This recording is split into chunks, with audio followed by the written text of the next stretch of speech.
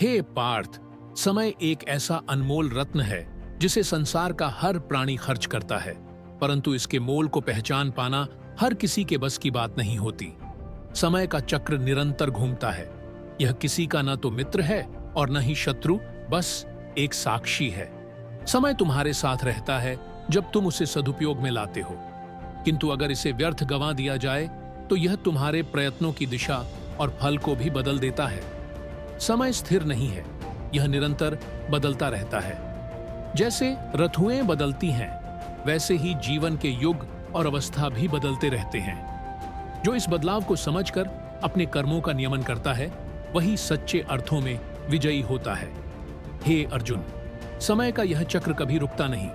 इस संसार में जो आया है उसे समय के साथ ढलना होगा।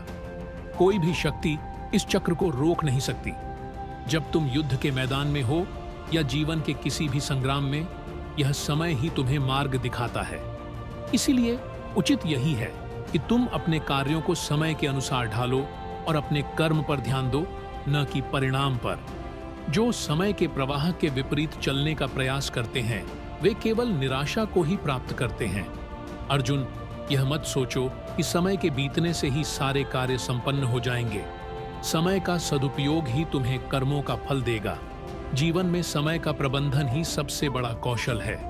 एक योद्धा के लिए यह कौशल अति आवश्यक है। जो योद्धा समय की कद्र करता है, उसके कदम उसे सफलता की ओर ले जाते हैं। समय तुम्हें अवसर प्रदान करेगा, किंतु उन अवसरों का लाभ उठाना तुम्हारे ही हाथ में है। इसलिए हे पार्थ, निश्चिंत रहो और अपने सभी संदेहों का परित्याग करो।